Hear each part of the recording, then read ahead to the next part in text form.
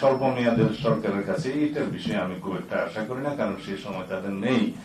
যেহেতু সাইফুল ভাই জিজ্ঞেস করেছিলেন যে তাদের দায় মুক্তির বিষয়ে লন্ডনে কোনো আলোচনা হয়েছে কিনা, না, কারো দায় মুক্তির বিষয়ে আমাদের কোনো আলোচনার প্রসঙ্গ ছিল না। উপদেষ্টা পরিষদ গঠিত হয়েছে, ইন্টারিম গভর্নমেন্ট, কনস্টিটিউশনাল লেজিটিমেসি আছে, আর্টিকেল 106 অনুসারে সুপ্রিম কোর্টের অ্যাডভাইজারি রুল অনুসারে তারা গঠিত হয়েছে।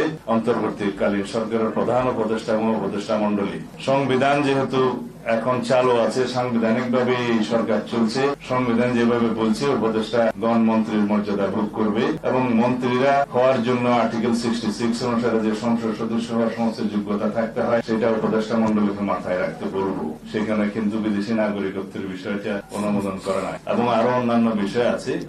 আমি এই বিষয়ে আজকে বেশি কিছু বলবো না। সুতরাং কনস্টিটিউশনালি আপনাদের এই সরকারের রেটিফিকেশন লাগবে ইন দ্য নেক্সট পার্লামেন্ট, এটাও আপনারা মাথায় রাখবেন। এবং রেটিফিকেশন লাগলে এই লেজিটিমেসি কিভাবে দেয়া হবে, কোন জায়গায় দেয়া হবে, সেটাও আমরা বিবেচনা করব। সুতরাং জনগণের পক্ষে, আপনারা গণতন্ত্রের পক্ষে এবং অতি দ্রুত আমরা যাতে ডেমোক্রেটিক ট্রান্সফরমেশনের দিকে যেতে পারি সেরকম কার্যক্রম আপনারা নেবেন এবং সেই হিসাবে লন্ডনের আলোচনার সূত্র ধরে যে সিদ্ধান্তটা হয়েছে সেটা খুব শিগগির ইলেকশন কমিশনে যথাযথ প্রক্রিয়ায় কমিউনিকেট করবেন বলে আশা করি, যাতে ইলেকশন কমিশন জনগণের সামনে বলতে পারে যে তারা সরকারের কাছ থেকে একটা পরামর্শমূলক বা নির্দেশনামূলক মেসেজ পেয়েছে।